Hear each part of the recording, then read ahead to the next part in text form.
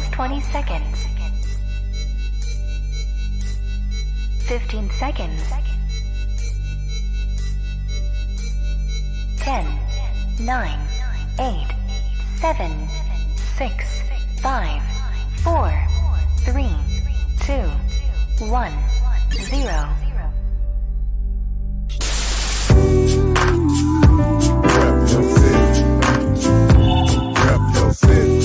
Okay. Rep your city. Let me see the mic. Rep your city. Give me the mic. Rep your city. I got you. Rep your city. I'm gonna tell you about mine. Rep your city.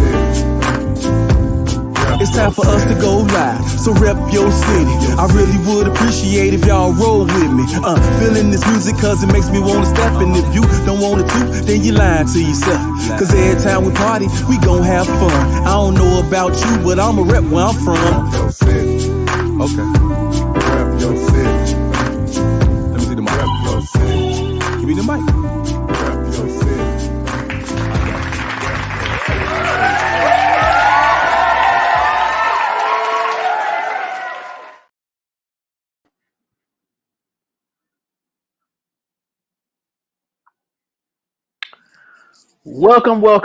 Welcome to the RYC Live Show this evening. My name is Artistic. I'm your host for tonight, and this is Rep Your City Fresh Fridays. So how's everyone doing out there this Friday night? It is summertime here in the windy city of Chicago, but we're broadcasting from our base locally here in Chicago, but we circulate around the globe. So tonight, as usual, we bring you a special guest in the backstage area. I'm going to bring her to the front stage in just a moment. But before we do that, we'd like to just encourage everyone to please share this broadcast. Share this broadcast to a friend, to a family, or to a crewmate. Let's engage tonight, have some fun. We're going to chop it up, learn some great adventures from our guests. We do this each and every Friday night at 8 p.m. right here live on the RYC Live platform. And we do this for us, by us, because this is a platform to showcase the talent of the world, right? So we feature anybody from all walks of life, from any, socket or corner of the earth. If they like to come on the show, we'd be more than happy to have you. So if you'd like to be a future guest on a future show, please do subscribe to our YouTube channel and also send us an email to ryclive@yahoo.com. That's ryclive@yahoo.com. And somebody from the team will be more than happy to get back to you and book you for a future date on a future show. So, with that being said, we are in 2023 and we celebrate 50 years of hip hop this year. And starting July 1st, we will be going into our Hip Hop Heritage Month over at the Chicago Hip Hop Heritage Museum. And then in August, we got some more events. We got the Battle for the Eagle event up north in the Logan Square community. And then we will also be doing an event called Brandy's Disco Ball for the first time here in Chicago. We will be celebrating and honoring the legends of Soul Train, the dancers and participants that was on the show many years ago. So be looking out for that. So without further ado, I'm going to bring my homegirl out and I'm going to let her tell y'all who she is, where she's from, and what she's got going on. And we're going to learn about some of the contributions and the activities that she is involved in and some of the things that she has done in the past.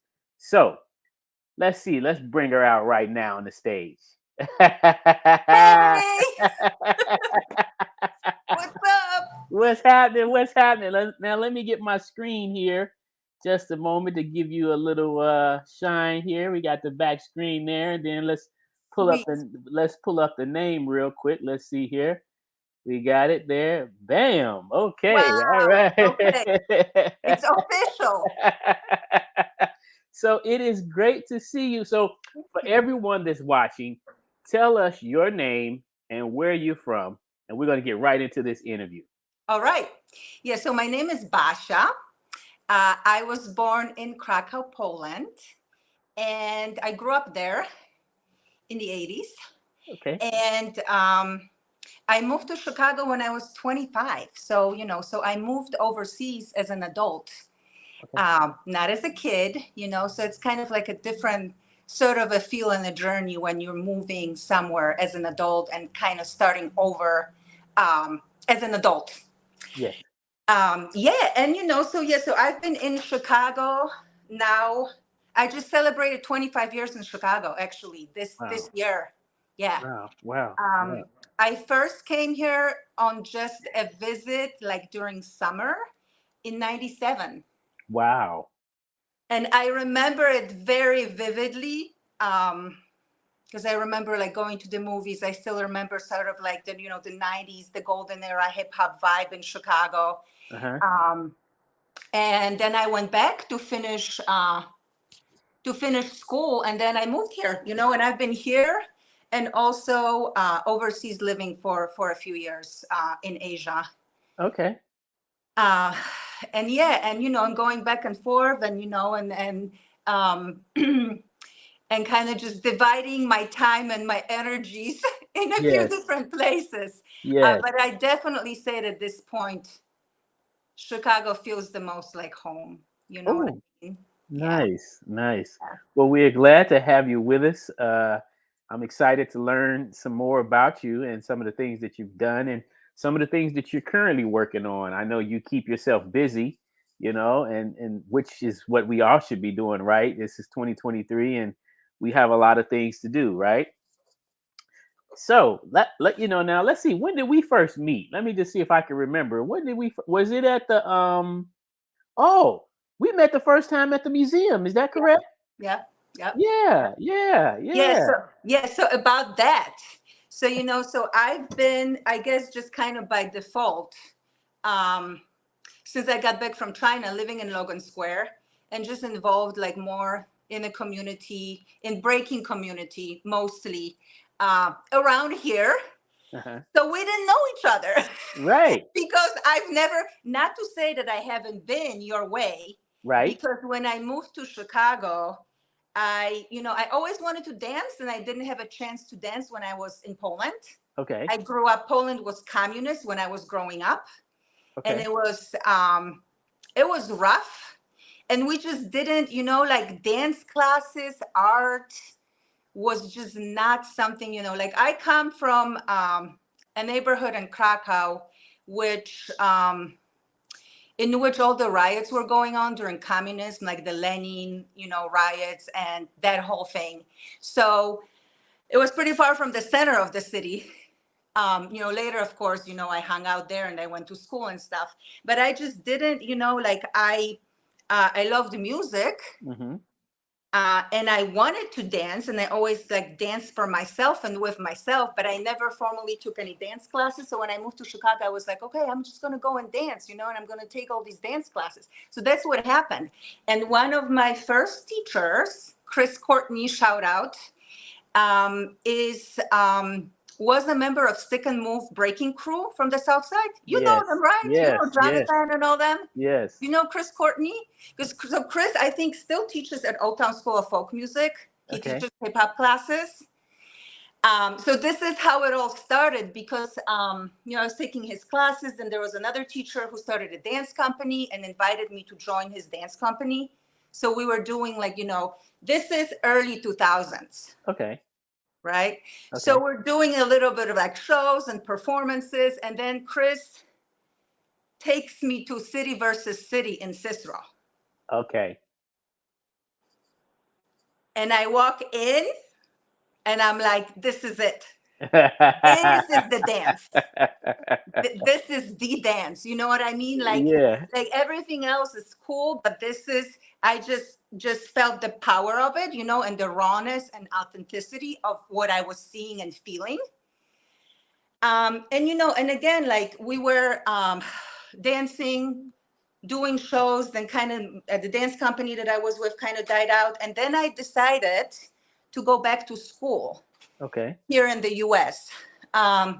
Because you may or may not know, but like when you come from overseas and whatever degree you have, like you have to get it translated and evaluated. So, I was, of course, trying to figure out what to do, like what to do for a living, what can I do, where do I fit in, how, what can I. So I enrolled in a class at large, linguistics course at Northeastern.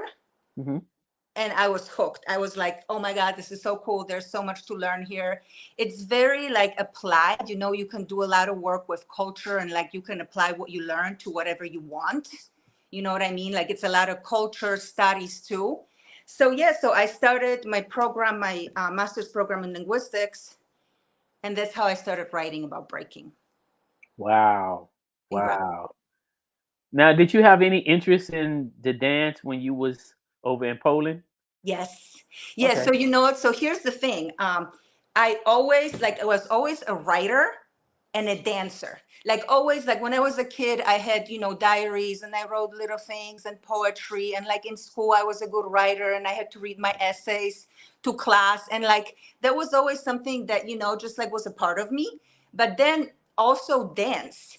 But I just didn't, I didn't have an opportunity to, and I didn't want to do folk dances, Polish, polka dances, that wasn't it.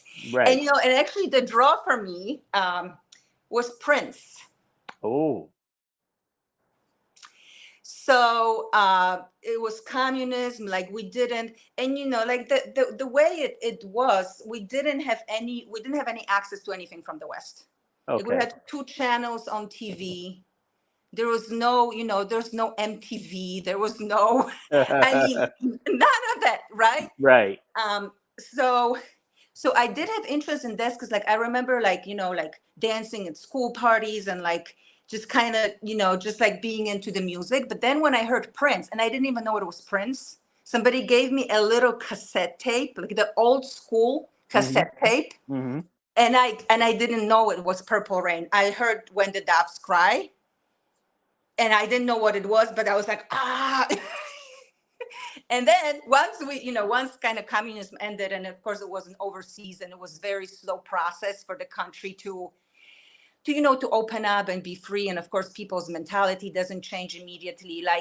But then we did have some more TV and some more access. And then I started seeing Prince and his videos and dancers and videos. Mm-hmm. So I was like, that's, I want to just be I want to be Prince's dancer. That's what I want to do. Wow. Yeah. Wow. So when I moved to Chicago, I joined Prince's NPG Music Club. He only had it for a couple years. Uh-huh. But basically it was his music fan club. Mm-hmm. So he had this celebration in Paisley Park. They still do it. But I was there in 2001. Okay. When Prince was he was there. So I was basically there. We were listening to Rainbow Children. It was a perk for the fan club, for the people that were, it was incredible. Nice. Yeah. So, so I did have interest in dance. It's just, I just never pursued it. And when I started pursuing it here, I felt like I had passion for it. That's why my other teacher, Anthony Wolf, he was, I don't know if you know him. He was involved with Culture Shock Chicago for a long time. Wolf, is you talking about the tall young man? Is that? He's tall? Yeah. I don't know if he's young. I think he's older than me, but we're all young, right? Yeah. Yeah, because I know a guy named, he calls himself Wolf. Oh, no. I think you're talking about somebody else. Okay. Yeah, I think you're talking with somebody else from the breaking scene. Yeah. Uh-huh. Yeah. Yep. So this is early 2000s, so Anthony Wolf was another teacher that was teaching at Old Town School of Folk Music. And this was my first time ever dancing, right? And I'm 25. So people that are in class have been dancing since they were 5. Okay. Kind of, it's well, maybe not everybody, it's not everybody. But then he started a dance company. And because I had such passion for it, he was come and dance with us. I'm okay. But that was hard because in that company, everybody did have dance experience and was a dancer. Okay. And I was, I consider myself a dancer because I feel the music and I move. So it's like, it doesn't have to be competitive for me, or it doesn't have to be performative. It could be, right. But just, that feeling, the feeling. Yeah. So yeah. I definitely, so that's how I started dancing here. But then, writing, which was my other passion always, when I had an opportunity to do my school papers about breaking, that was a whole another, level and fun. So, Okay. so like everything that I did in school, every paper that I wrote was about breaking. And people know, because I was, like I interviewed a lot of brickheads. Uh-huh. We just happened to cross paths. Okay. And again, it wasn't like that I chose this person, or like, it just was like, and and some people didn't know me or didn't know what I was doing. So I did, a few papers, and then I wrote a master thesis to graduate about breaking, and moved to South Korea, because at that time, like, South Korea was like a superhero in breaking. It was kind of insane. This was around the time, it was a little bit later, when Planet B-Boy, the documentary, do you know what I'm talking about? Yes. So Benson Lee, who's the director of the movie, him and I share a birthday. It's a funny kind of, coincidence too. But so when I, of course, I saw the movie, I knew about the movie. Then I had this opportunity to do an internship in South Korea. And I was like, I'm going to go because I will do research about breaking. But I didn't know anybody. Okay. Right. And I was only there for 6 months. And then later I stayed a little longer and traveled. But I ended up interviewing Last for One. And that's the crew that is in Planet B-Boy. Okay. So that's the crew that was they won Battle of the Year. So it's 5 crews in the movie, and I think five, maybe more. And so I just was walking around Seoul, and they were performing, and I started talking to them, and I ended up, interviewing one of the members. So it was, so I wrote about Chicago, breaking, in Chicago, and then South Korea, Last for One. And then I just kept going. Wow. So what is it that fascinates you about this dance? Yeah. So, so just on the intuitive, or just kind of just the feel level, without thinking about it too much, it's just the energy of it, and it's the power of it. Okay. To me, and it's the beauty, and it's just, I love the the rawness of it.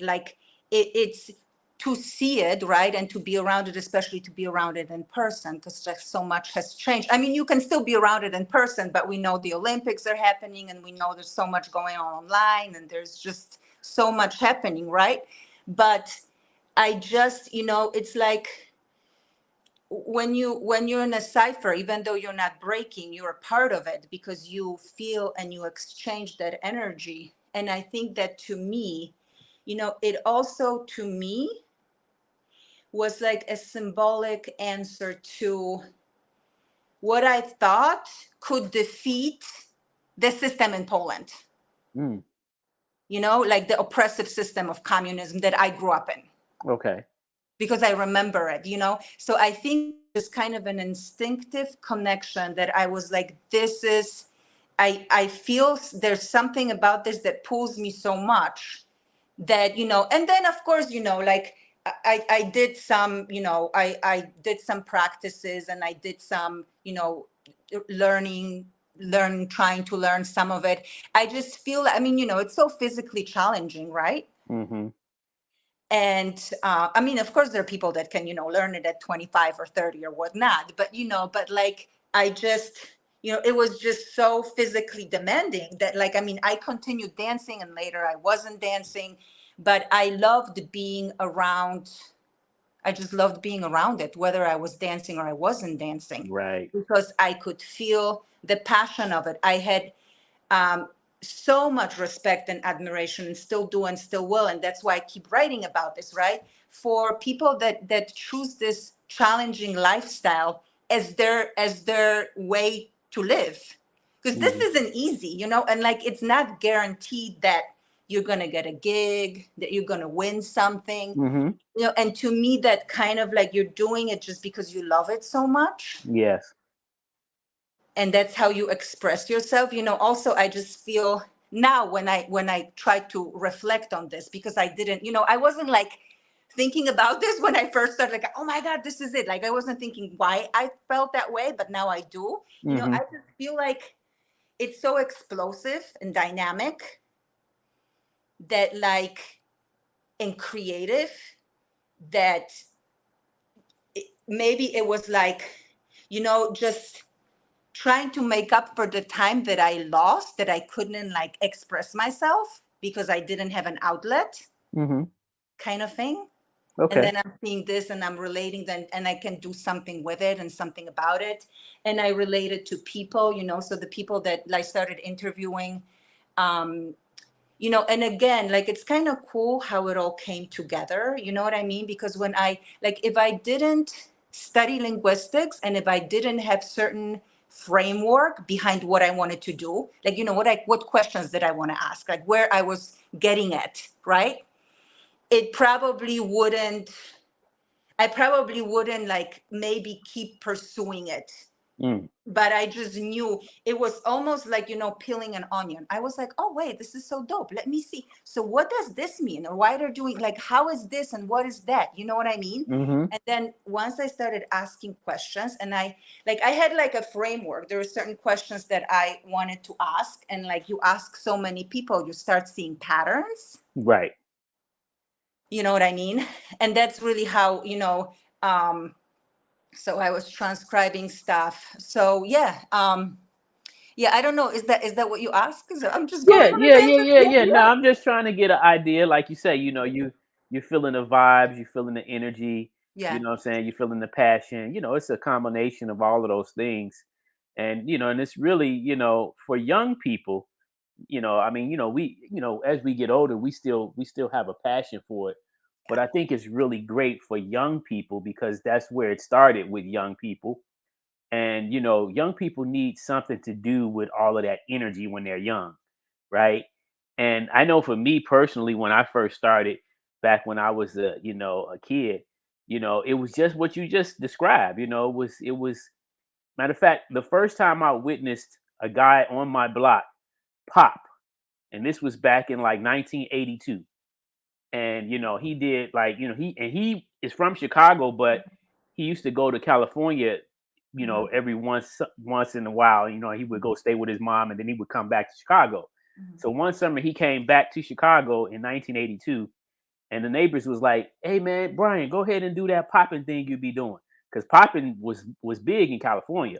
Yeah. But it wasn't so much big here in Chicago at that point, right? And so I had seen it on TV, but never in close up in person at that point. And when he did, he sent like a wave through his body, and then he was ticking, and you know, and I was just like, what? And then it didn't look like he had a bone in his body, and I was like in total amazement because I was like, how did he do his body like that? Yeah. And right after that, we started a crew, you know, and so you know I just was like, and every time I would see some guys do some amazing stuff, you know, you wanted to learn how to do it. And if you couldn't, you at least was just amazed watching them. You know what I'm saying? Whoever could do whatever it is that they could do, right. You know, and see, back when I started, it wasn't a lot of women dancing at all. It was very few women dancing because, you know, breaking is very strenuous. It's a very strenuous dance. Yeah. And a lot of people used to say, you're going to hurt yourself. You know, it's a dangerous dance. You know, some people didn't even call it a dance. They didn't officially qualify it or classify it as a real dance because it's from the streets, right? Yes. But I always loved it. And you know, and I was just like, man, I've never seen anything like it. And still to this day, that was back 40 something years ago, and still to this day, I still have not seen anything that can supersede it. I agree. I agree. I agree. Yeah, and of course, yeah, like I said, there's like, like the maybe the environment around it, or maybe social trends, or this as certain things change, right? I mean, obviously there's, a politics added to it here and there, and this and that and whatnot. But I mean, but the culture itself doesn't really change. I mean, it's just, so that's why I really feel that it's really important to record it, to leave it for whatever, however we can, for future generations. We don't think about it. I mean, I think about it because maybe I don't know, but I do think about that, like, in 50 years, I won't be here anymore, or the people that I've interviewed, right? So it's like, and I have just so much, I feel like, incredible, just really, like, my interviews are usually long and in depth, and the people that I interviewed, I still know everybody. And I'm in touch with everybody. And just, to me, it's just very, like, I mean, writing in general is, like, you have to really, I mean, analytical, at least to me it is. It's like you have to, like, sit and think about this, and reflect, and I love it, and I always did. So yeah, so I mean, so from Korea, I came back, and then, like, the crew that I met in Korea was in Vegas. I went to Vegas. I met Ken Swift. Like, we just, like, kind of, we clicked, and I was like, hey, I'm doing this research. Can I interview you? He's like, yeah, sure.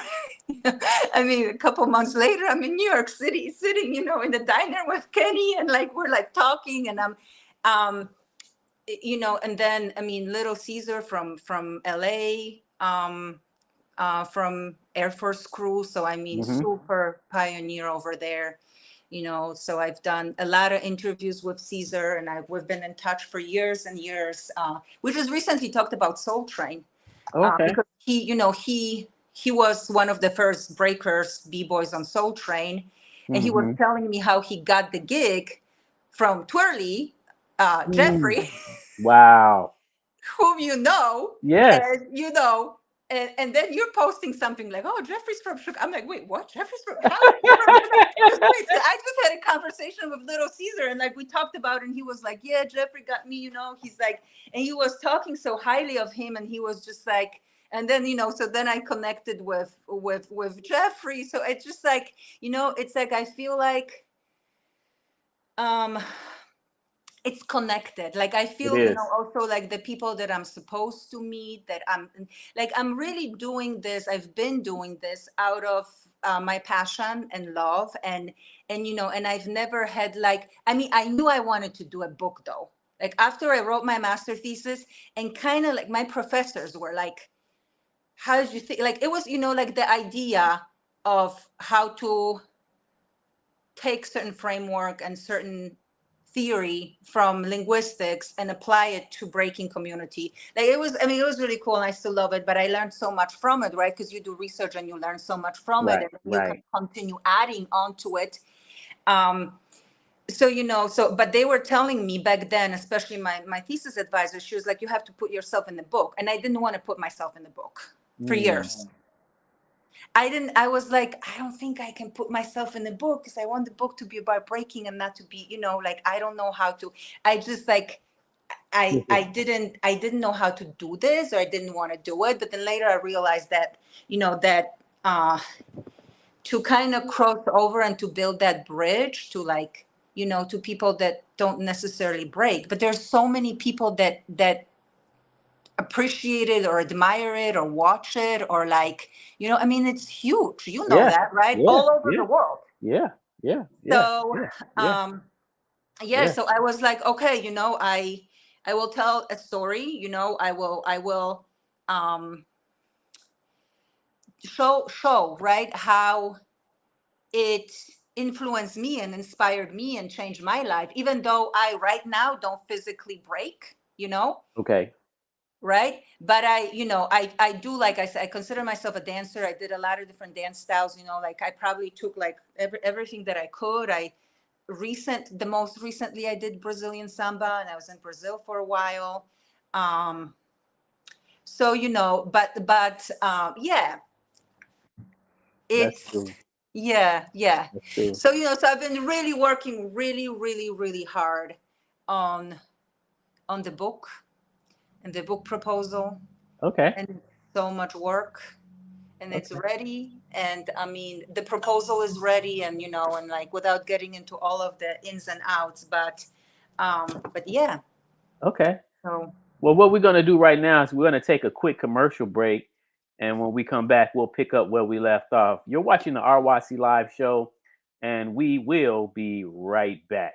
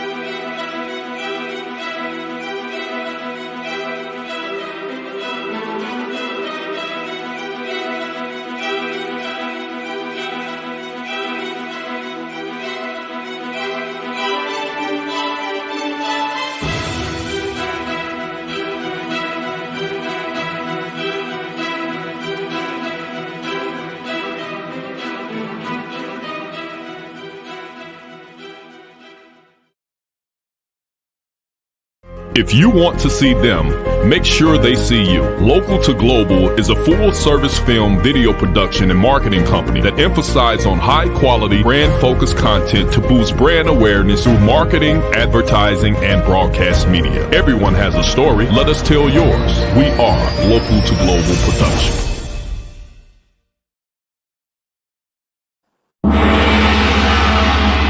Wanna fight? Once more, my style.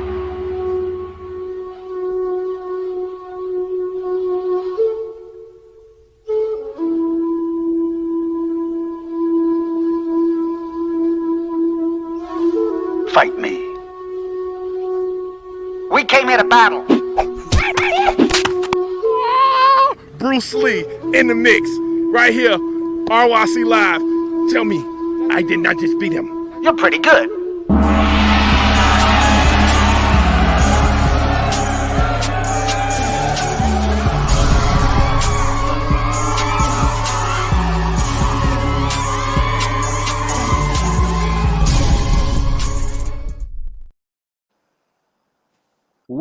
Welcome back to the RYC Live show this evening. My name is Artistic. I'm your host for tonight, and we have our special guest, Basia, in the building, and we are picking up where we left off. So I had a couple of questions for you because you say you're basically writing a book based on a lot of the research, a lot of the interviewing and studying of this dance and this culture, getting to know the personalities of the people behind the dance, which is really just phenomenal because many people thought that the dance wasn't going to last, They thought that it was just a fad, just like with rap and other elements of hip hop. They didn't think because it all came from the street. Many people thought that it was just going to be a fly by night overnight thing.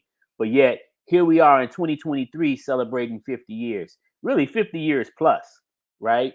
So, I mean, because if you talk back to any of the early pioneers from New York and, various parts of the East Coast, as well as even here in the Midwest, some of the earlier pioneers were doing this thing before it was even categorized as what we now know today as hip hop. At the end of the day, it's all based on culture, and culture is basically a way of life. You know what I'm saying? It's how you talk, it's how you dress, it's how you express yourself. Like you said, the passion, the energy, the vibes, all of that, and that was always one thing that impressed me a lot because before I got into hip hop, I was into video games and bikes. You know what I'm saying? And that kept my interest for some years. But then when I made the transition over, I just had never experienced anything like hip hop. And for the life of me, I was just like, man, this is what I want to do. Whether I become a famous individual or not, I'm gonna keep rocking. You know what I'm saying? Just because, like you said, it's based on it's a labor of love. Yeah, and that's what's really inspiring about it. That's one of the things. You know what I mean? Yeah. And it's great when you can make a career out of it. I always felt like, if you can make money doing it, by all means, because if you enjoy doing something, then you should be able to make money doing it. But if in the event that doesn't happen for you, it's still nothing wrong with just enjoying it, for the love of it, and just go get a regular job somewhere, right? Yeah. So talk about the book. So what do you have a title for your publication? Yes, I have a title. With the title that I have is Breaking and Becoming, which is also my IG handle. Okay. So it's Breaking without a G _ and Becoming. So because it's about breaking, but the becoming part is, the dance and the culture and the lifestyle, it's a platform for like constant, improvement, getting better, and not just physically, not just physical dance, but it's also, spiritual, right? It's also mental, right?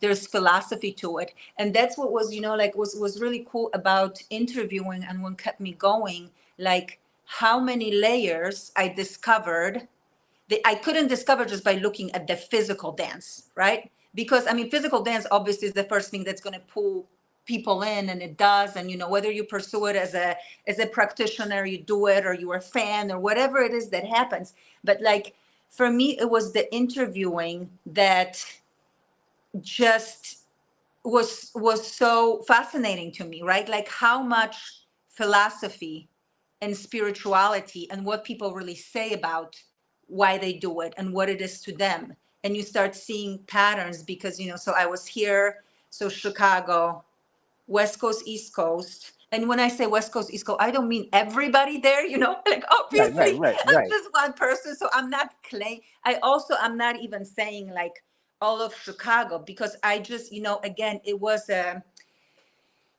who I vibed with and who vibed with me, So there are some people that I asked for an interview and they didn't want to do it. So,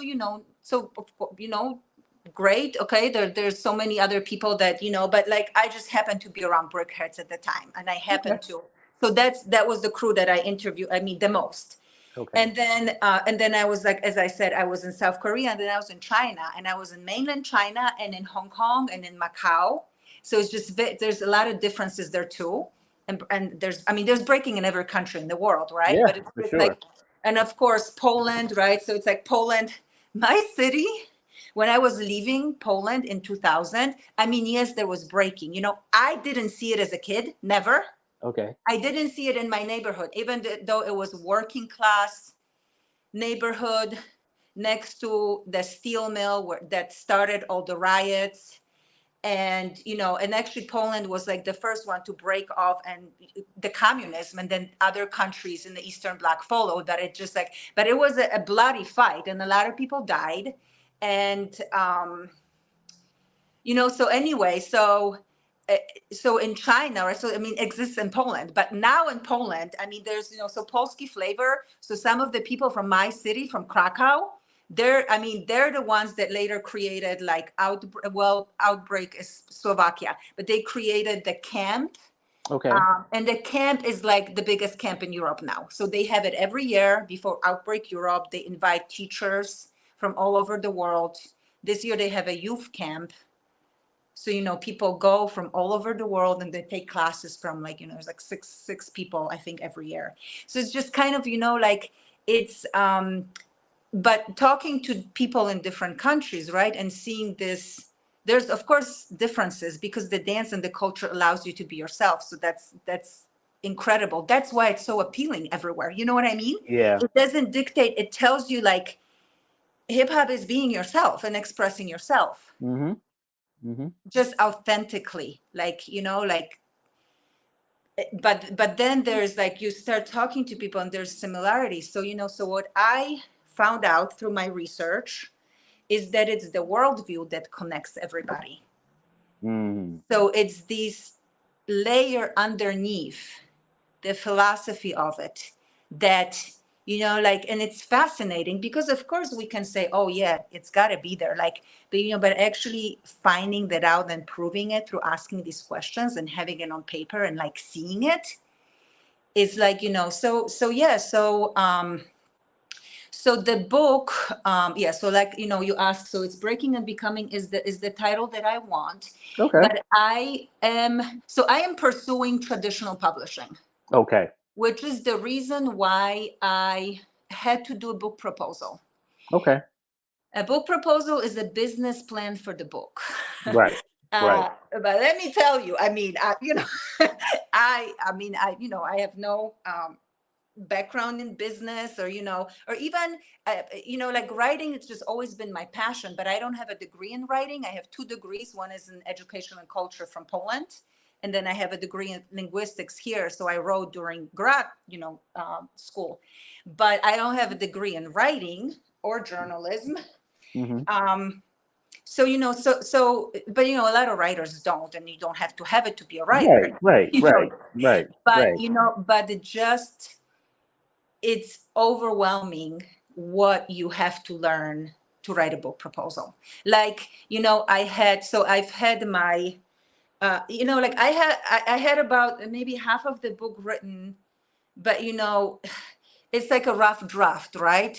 Yeah. It's like, of course, it's going to go through a million edits. Of course, it's going to be changed. But what happens with a book proposal, which is really interesting, and so I've been in writing groups. I've been, showing my stuff, and it's been critiqued, and I've had, it's just kind of, but so the book proposal has to have certain sections, right? So, I mean, when you think like the book is whatever, let's say nonfiction book, it's like 85,000 words, let's say 300 pages, right? So the book proposal has to have overview of the book, right? So overview of the book, overview of the whole book is 2 pages. It has to have audience, right? So who do you think your audience is? This has to have, marketing and promotion. It has to have platform. It has to have chapter summaries. So, like think about like you have to like do a chapter summary before you have a book. I mean, you can do it after, but it's really hard to do. Yeah. I when I came up with the idea, me and my partner Fear, back in the 90s, and we wanted to put together a book about the history of Chicago hip hop. And we were going to pursue traditional publishing, but nobody was interested in hip hop. Nobody was at that time. Nobody was interested in publishing a book about Chicago hip hop. So we decided to drop that idea because I said, I'm not going to change my concept of putting out what we need to have about our city for a company. You know what I'm saying? Because that was the reason why we came up with the concept, because there was a need. So, and that's the thing about, because even if you look in the graffiti world, the photographer Henry Chiffon and Martha Cooper published the first book that gave on a global scale that highlighted graffiti around the world. Yeah. And they went through the realms trying to get that book published. They couldn't even get it published here in the States. They had to go out of America to Yeah. get the book published, because the Yeah. book was all about illegal activity, doing graffiti. Yeah. Yeah. So who wanted to publish that? So, but Yeah. once the book was published, it changed the game, because it was the first book that gave all these young artists a chance to look at the artwork that had been being done on these subway cars. You know what I'm saying? Absolutely. And and that's why we celebrate these first researchers and writer like Martha Cooper and Sally Baines. Sally was partner of Martha back in the day, who did some of the first, like she was the writer for The Village Voice. Yes. She was the one who did, she passed away in 2020. I love her style of writing. She was a dancer, but she was also a dance writer. So I just loved how she could just translate it onto a page, how just every word just, sizzled, like you could see it, but anyway, and these observations back, from the 80s when they were doing this, like, it's so needed, right? Yeah. But then I feel like, there were these years, early 2000s and later, where there's like more focus on foundation, and of course we always want to be focused on foundation, but so I did the work of doing the proposal because so the reason why I want to do traditional publishing book is because my target audience is not necessarily people who break, or it's not necessarily only hip hop community. I feel, and I know that there's audience for this book, because there's so many people and I just feel like, there's a story and there's kind of evolution and how it goes and how I connect things. And I just want to give the material the best chance that I can. Oh yeah, no. And I just feel like, of course, we'll see what happens, right? Yeah. But I would like, I want an editor. I do want this to be just as tight as it can be, and I'm sure, as it's like, there's so many routes to publishing though, and there's nothing wrong with any of them, so but the point still is that there's like, because I also, part of the proposal is comparative titles. So I had to go and research and see what's out there written, but not, not self-published, but published traditionally. So there is no book published traditionally about breaking. There are books published traditionally about rap music, and graffiti. Yeah. And that's great because it's part of hip hop, but not breaking, So, and there's also, Jeff Chang's book that has all the elements that came out in, I don't remember, 2005, I want to say. So, and it ends somewhere there too. So it's just like, there's just so much that goes on.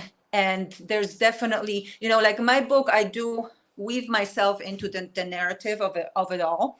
And there's some surprises in the book too, some connections, some things that happen, and some journeys, and some, but obviously it is based on my research, and I have chapters about people that I interviewed. It's difficult because like the interviews, like there will be like I transcribed everything word for word. It took months or years, how it is, but like to pull out the gems. A lot of work. You should, like we should, like if I could show you it's like I'm surrounded by papers and books. They're everywhere. Yeah. And so so we'll see. So I had to, and then you know what you have to do, which is even harder. So then you have a book proposal, and of course I also met when I was teaching in China, I met this author journalist who's Chinese. She lives in New York. She's been like my mentor, and because she's published books, and she's like read everything and advised me. Then there are other people. So I'm constantly working on this. You know what I mean? It's just like, and it's something that you don't see until there's a book. But it's very, it's just so time consuming, and it also takes certain type of patience, I feel like, you know what I mean? Yeah. Because you can't show a little bit of it. You can't publish any of it. Like once you publish something, nobody else is gonna, like once it's published, it's done. Right. Like, you know what I mean? So it's not like I can do, a chapter and just like, it all has to be, but I'm at this point. So there's a book proposal because nonfiction sells on the book proposal. Of course, I have sample chapters. So I have parts of it written. Mm-hmm. And then I have all my chapter summaries, which like it was so hard to write that. Because, some of it is not written. I have all my research done though, which took years. I mean, this research, like let's say maybe it took 15 years. Yeah. Yeah. You know that, Yeah. how that. So then, the last part is the query letter. So the query letter is a 1-page letter to an agent. Mm-hmm. Because an agent is the person, if the agent likes, your idea, your book, your writing. If the agent is interested in your genre, there's fiction and nonfiction and a million things like, about it, who likes what. Some people like fantasy and there's young adult and there's, it's all this stuff, right? Right. So, so if they like that, then they ask for your book proposal. And then, once you land an agent, the agent would take it to go basically to pitch it to publishers. That's just how the whole thing works. You know what I mean? Mm-hmm. But like speaking to what you said, that back then it was a little bit different, but now it's different too because of like, the climate has changed. I mean, and we know there's just so much, a push, and there should be, and work in the area of equality and equity, and and just appreciating people of color, right? Mm-hmm. Indigenous people that tell their own stories, people that that have their own individual journeys, like and in publishing it's reflected. There's a lot of, agents and publishers want authors that might be minorities, right? Mm-hmm. Or so it's a different sort of climate. It's a different climate now. Yeah. And but especially with breaking, because my book is strictly about breaking. It doesn't have, of course, like there's no dancing without music. Right? And breaking is not just breaking. And my book doesn't talk about moves, like physical moves at all. Of course, there's got to be a little bit of that, right? Right. But it's about the culture, and it's about the philosophy and spirituality and the worldview and the connections, like the similarities and differences that I've researched and found out through interviewing people on 3 continents, that I want to share, because I if I didn't ask these questions, I wouldn't know it too. Yeah, I would love breaking. I would, because there's no way, like, to me, this is it. Like, there's nothing that like will ever compare to it. Like, no way, and I've done, and I appreciate other dances. Like, you know what I mean? And it was, so it was interesting because I was in China. So I was close to Hong Kong. So there's this whole Bruce Lee breaking connection. So like I was there, and it was the year of the dragon, and Bruce Lee's the dragon, and I'm the dragon too. The Chinese horoscope. But like, it just, like to actually be there and to see the Tai Chi in parks, and to hear the, chatter and Cantonese, and how it's different from like Mandarin Chinese, like it's just, and how these dancers in these different, even parts of China, right? Or parts of the US, because the Midwest is different than New York and LA. And of course, like I want somebody, we all need to write or, express and somehow leave histories and trace of everywhere. That's why I just think this work is so important, and the reason why I'm covering certain parts, it was just a natural journey for me. It was like this person I met, and this person vibed with me, and this person was down to be interviewed, and we did it, and it was amazing. And like, and I also like, it's just like, there's always a surprise in these interviews, a huge one. Like you ask, and you're like, and I'm like, oh my God, and like, let's say when I read these interviews now, like, the interview that I did in 2010 with Ken Swift, you know, and now it's like 13 years later.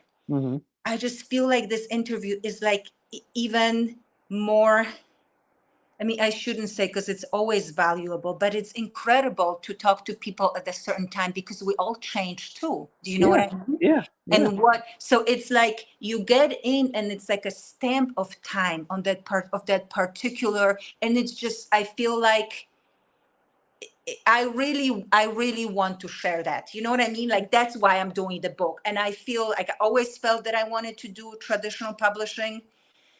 In fact, I'm pitching my book tomorrow. Okay. In Chicago. There's a writing conference. Nice. There's agents and I'm going and I'm talking about my book. So this is like a good, it's good networking. Even though I don't get an hour, you know, I get 10 minutes. Sometimes you get 3 minutes. Wow. With an agent. Well, yeah. I wish you all the best with it, you know, because like you said, it's a lot of hard work. And, you know, when you have goals, you set your goals and you strive hard to achieve, you know, greater goals, you know, until you accomplish them. So, you know, I really, you know, I feel like whatever projects that we have that we feel the world needs to see, it's important for us to complete the project so the world can see it. Because again, like you said, there's generations of people coming and going. And, you know, if we're living our lives getting up in age and we're not producing nothing, putting anything out in the world, then what are we doing? You know what I'm saying? Like, what is our purpose?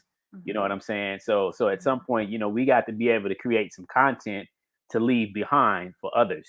You know, it's like pebbles, you leave a pebble here, you know, you eventually create a trail. And then there's people that's going to come behind you that's going to follow. You know what I'm saying? And eventually they'll create their own paths and leave their trails for some other people as well. So, you know, but if you're not doing that, what are you doing?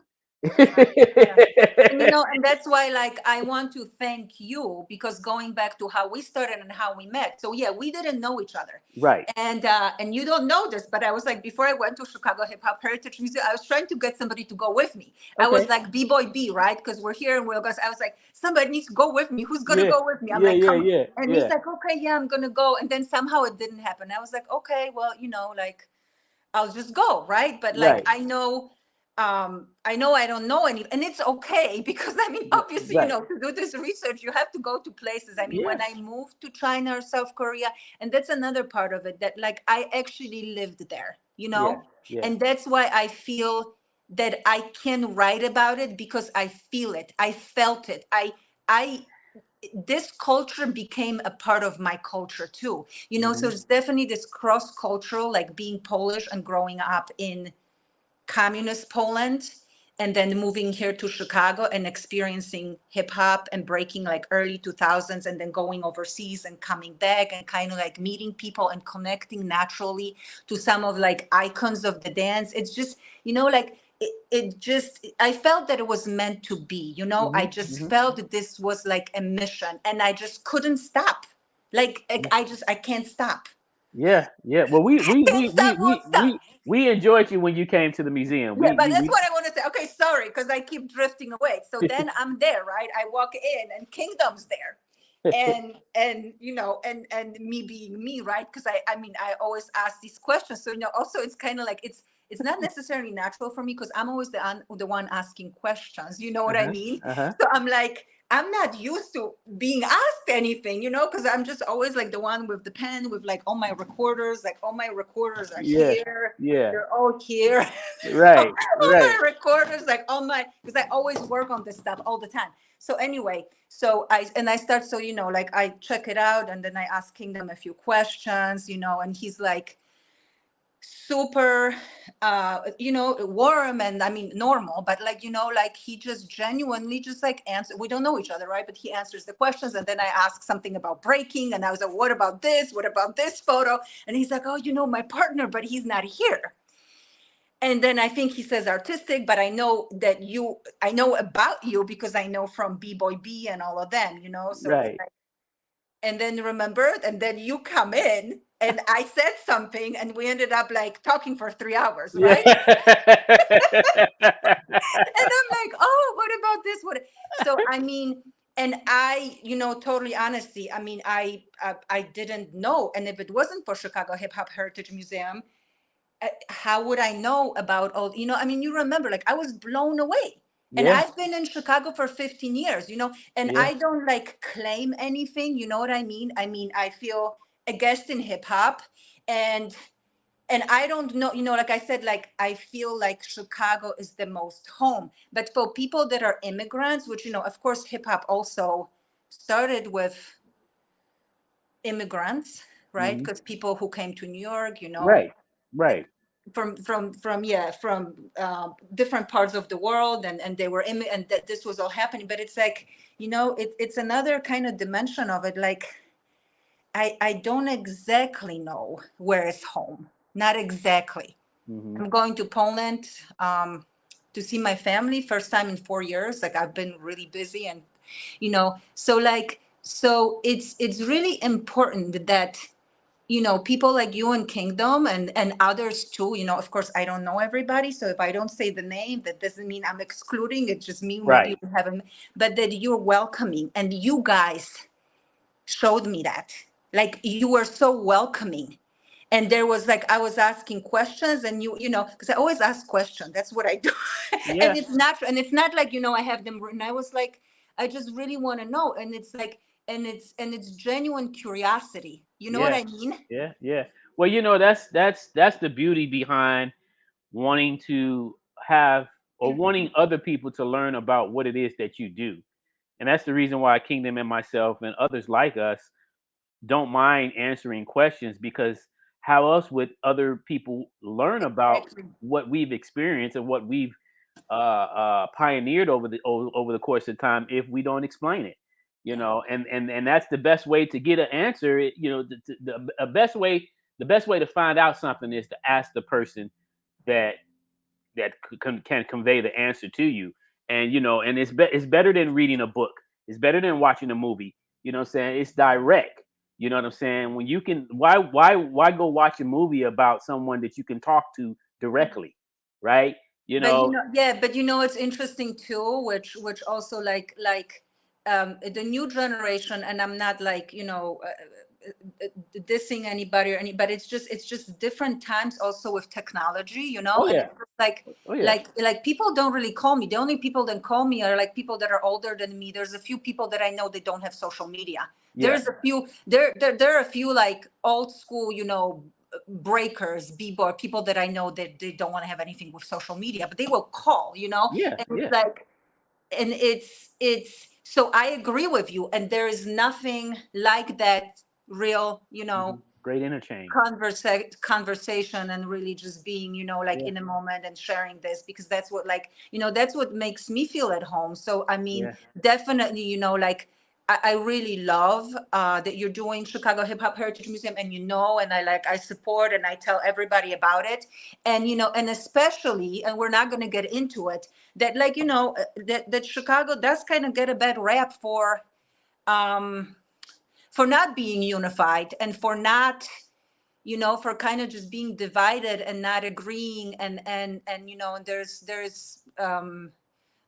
there are egos. I mean, and not just in hip hop, but maybe, even more, and like all of that. So I feel like, like, it's important to have you as the face, and Kingdom and your partners and what you're doing, and to just really, and you're doing it naturally, like that, just like to give that energy, and to show that, like, we have this too. I mean, everything that you have at the museum, and because it's just making waves. So it's not even like, I mean, it's been making waves. Like, you get more people that are interested. So and and this show, I mean, it's just like, no, not everybody's going to take an hour, or out of their evening on Friday, because I know you have family and like people, but you're doing this, and I come home, like, I'm really busy right now. I'm teaching every day, all day, and I'm exhausted. But like, I come home, and I'm really like, I look forward to clicking and seeing who you're talking to, because it's just, like, who are the real people, like, not, not the record label, or not the cover, but like, who is the energy behind, who's in the city. So I mean, I've watched a lot of your interviews, and if like not live, like recorded, right, and I love it. Thank you. Yeah. So thank you. Yeah. Yeah. Appreciate that. And I operate basically today the same as I did when I first got into hip hop. And to me, hip hop was always a collective. There's no one person that did everything by himself. So, as writers, as breakers, as MCs, as DJs, producers, whatever it was, that elements that you practiced, we had fun best doing it together. You know what I'm saying? And because that's where the fun was at. You can't enjoy anything when you're by yourself. So when you have your friends to enjoy that fun time with you, it makes it more interesting. And then you have stories that'll last you a lifetime and experiences that you can never forget with the people that you developed it with. So I operate that same way as I did when I first started. So everything that we do today, it's a collective. You know what I'm saying? I mean, and even though I live on the south side of Chicago, I try to make it my business to connect with people from all walks of life, no matter what town or what community that you live in Chicago. It doesn't matter. And not even, and even with our platform here with the show, we don't just interview people in Chicago. We interview people wherever they're from. You know what I'm saying? It doesn't matter. If you have a story to tell, we want to hear it. That's what RYC Live stand for. Rep your city. Yeah, and and again, like I mean, you've made your way to the Eagle, like here, but like it's like but not everybody's like that. And I mean, you may or may not know that, but it's like I think it's just like we don't want to. I mean, we want to like focus on the positive, but it's just like I mean, there's all kinds of energies, and I've come across these energies too, where they were not always positive, and it's just it's. I just really, I think, because when I've talked to people from out of here and and when I do say I'm from Chicago or I live in Chicago now, and I'm really happy that I am able to have a chapter about Chicago in my book. My book is not just about Chicago. There's a chapter about, and just the people that I happen to interview, because there's just so much to include. But I feel like it's really important because there's not a book about breaking. There are books about breaking, but not traditionally published. There are self-published books and other books like that. But like it's important because like I mean Midwest, I mean there's just so much going on here. So I mean, I'm happy to include it and I'm happy to like be here. But it's just kind of off, like when people are sometimes like, "Oh, Chicago this and Chicago that," and so it's like I'm dealing with that too. Yeah. Well, you just keep your head up and keep moving. I mean, you work already with a bunch of great people over with the Renegades of Funk. You know what I'm saying? The Chicago. You know what I'm saying? Them brothers are always doing great things in the community. Shout out to all the brothers and sisters with the Renegades of Funk. My homeboy Flash and B-Boy B and Breaker Ray. I seen him check in tonight. Shout out to my brother. We go back a long ways. You know what I'm saying? And again, we're a collective. That's what the Shy Rock Nation stands for. It stands for Chicago Respect Our Creative Kind. And some people may or may not know that, but we represent the city. You know what I'm saying? It doesn't matter where you're from or what color your skin is. You know what I'm saying? If you love hip hop and you want to have fun and be creative, then we want you. You know what I'm saying? And so, again, like we have a lot of work yet to still be done. And we don't have time to be sitting back, bickering and fighting and fussing and, debating and all this other negative energy because, we could be spending that time on something more productive, Yeah,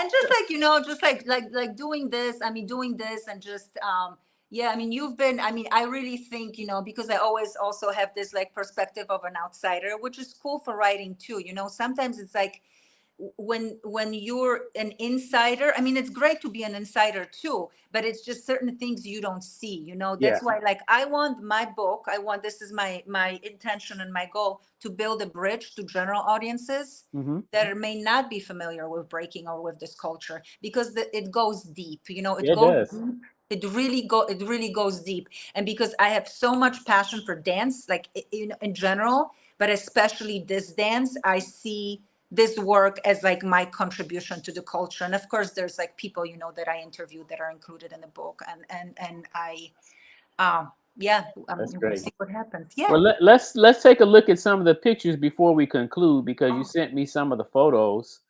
So you Okay. can tell us a little Oh, briefly yes. about some of these photos here. Okay. So this is Little Caesar. Okay. Her first crew. So this is before I went to China. This is 2010. So this is right after I graduated, and I'm holding my master thesis. Nice. And he's holding. We did this interview right before I went to China, and he's actually holding floor plans to the Hip Hop School of Arts. So Nice. He had this school in Pomona, California, where he was teaching 4 elements. Unfortunately, it's closed now, but this is when he was, his dream was to have the school, goes back to Radiotron Nice. and his dreams of like how he wanted, and Caesar is a big part of my project. I mean, again, Caesar, there's never been a question that he didn't answer for me, and I've been in touch with him for years. Yeah. Years. Yeah. Like literally, because I'll be like, I'm bored, and then I'll, like, I need to know this, Yeah. and I just really appreciate this, like you just build these connections, and it's just so special. You know what I mean? We all have passions from different demographics. I remember seeing him and his crew written up in magazines back in the day. The Source magazine, the Rap Pages. Because they were doing their thing over there on the West Coast. Yeah. And that's what it's all about. We all got to represent. Here's another picture here. Okay, so so this picture, I mean, it's like you can't see much, but it's almost like on purpose I did this. So this is this gem in China. It's just Keep on Breaking, and there's a Chinese character there. And it was in Guangzhou, which is southern part of China, because I was in southern China, the only Cantonese province, which is very, distinctive and different from China's huge, from the rest of China. So I went to this, I was teaching at a university there, and one of the dancers took me to this jam, and it's just, like, it was because it was dark in there. Like there was like, it was so dark. Like, I think like there's no electricity or something, and they're like trying to like save on electricity.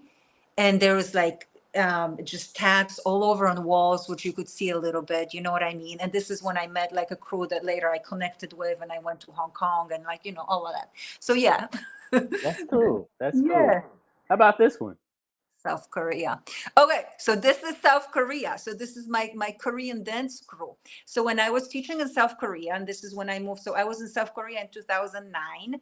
I went there to teach. So I was teaching, but I also, like as you know, as we was doing research and dancing, right? So I mean, I also wanted to just dance. I mean, I always like, if I can, right, I would just go and take dance classes. So I ended up this group of people, dancers. There was a dance studio in the town that I was in. It was close to Seoul, and I ended up doing like a performance with them. So it was like a little bit of breaking, like just like some choreography. Some of them were popping.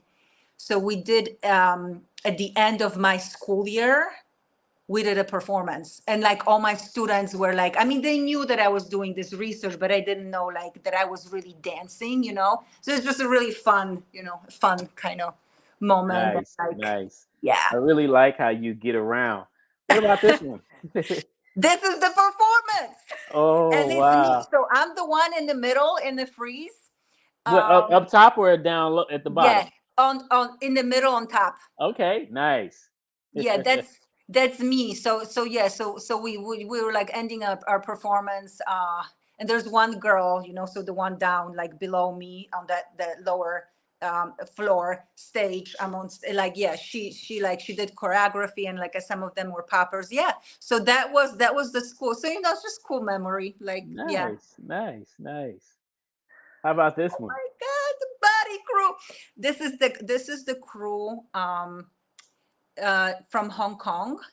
So they're super so like, in Hong Kong, and they're still active, and some of them are just like, I mean, they keep training, right? So some of them are involved in now the Olympics. So like Joe is hosting a lot of the Olympic like qualifiers now in Hong Kong. Okay. E.T. is incredible. I mean, he just his technique and his craft and his creativity and musicality. Like so I'm still in touch with them too.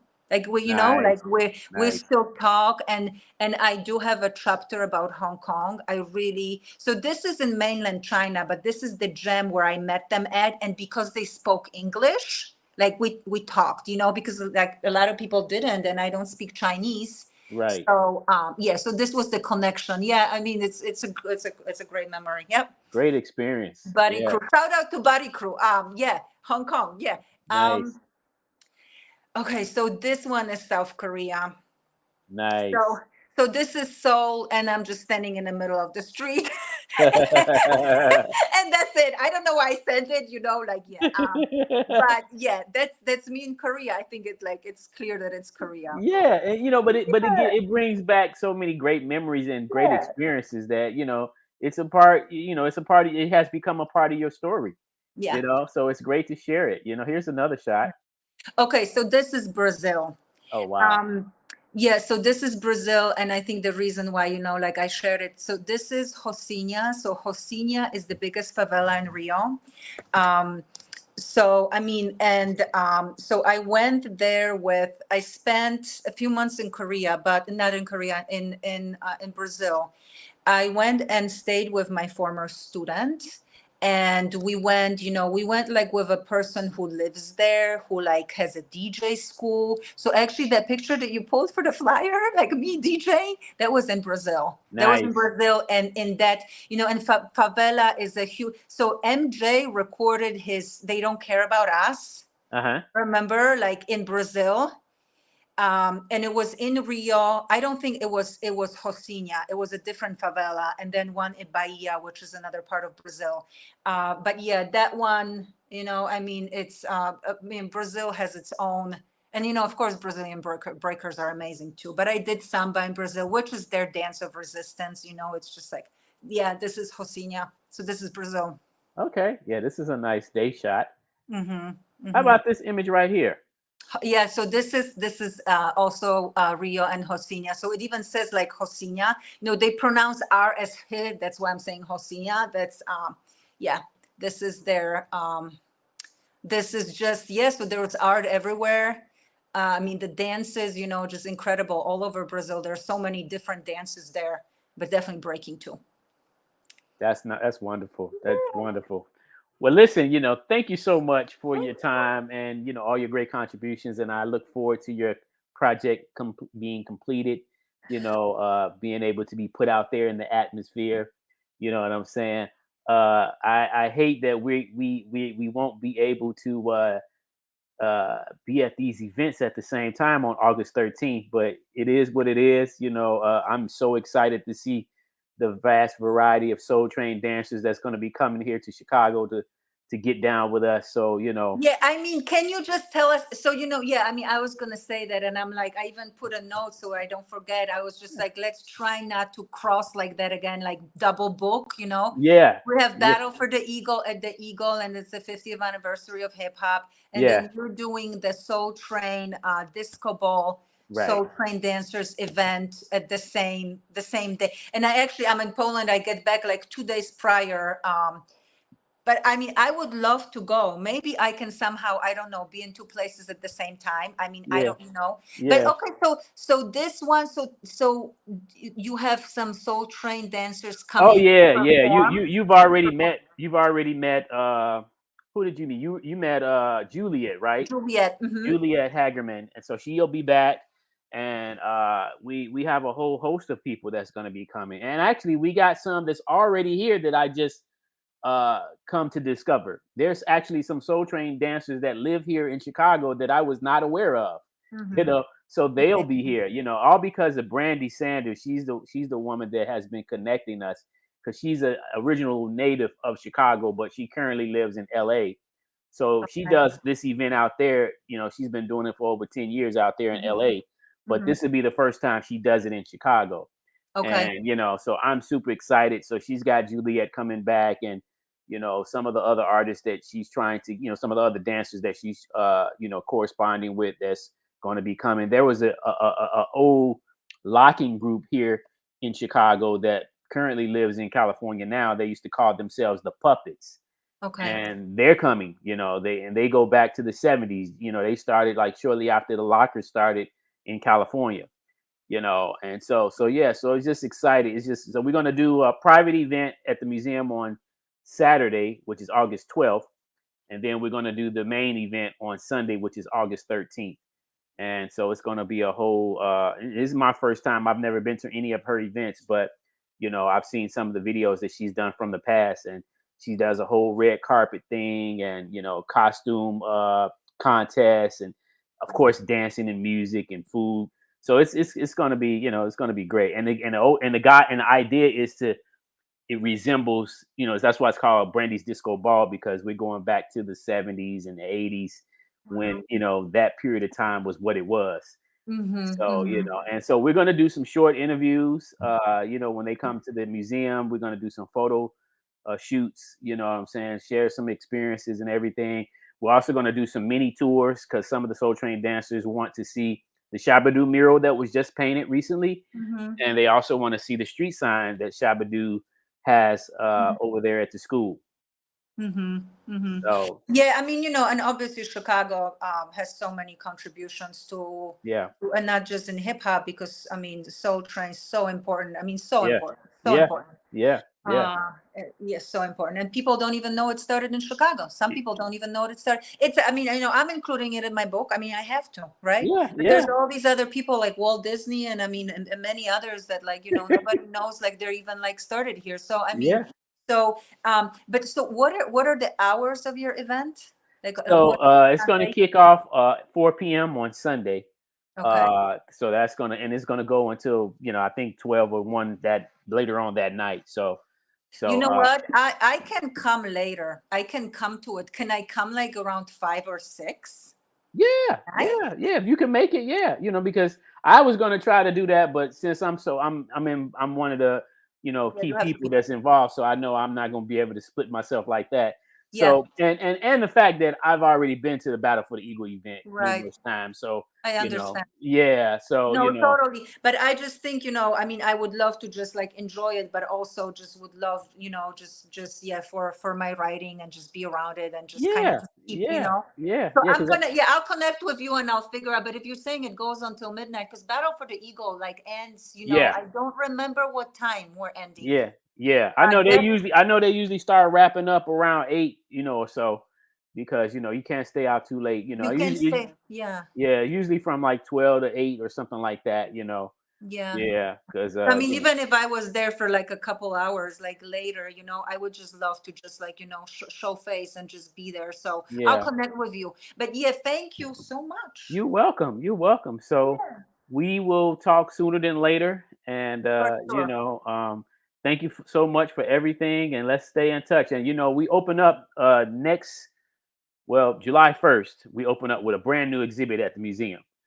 Can you give a little sneak peek what it's going to be, or no? All I can say is we'll still have some of the stuff that people already seen. That's going to stay in the museum. It's going to be archived, but we're going to have some great new stuff to see. We have some display cases now where we're going to put little smaller items. We're going to include some of the video games that were created here in Chicago, because video games were big back in the 80s. And again, like I said, I was into video games before I got into hip hop. And so I never knew I always thought all the video games were created in California, but they are some that were created here in Chicago. So we're going to unveil some of that. Awesome. Yeah, I'll check it. It will be up for a while, right? Like yeah. We usually keep it up for at least a year. Yeah. So but it kicks off July 1st. Mm-hmm. Okay. Yep. I'll be there. Okay, awesome. So Basia. So I'm so grateful to have you on tonight, and we'll talk again sooner than later. And you enjoy your evening. Thank you. And we want to thank everyone for watching. Tune back in next Friday. We have the legendary Cassius D from the Universal Zulu Nation on next Friday at 8 p.m. right here, same time, same channel. And until then, don't forget to rep your city. I'm Artistic, and I'm out. Peace, y'all.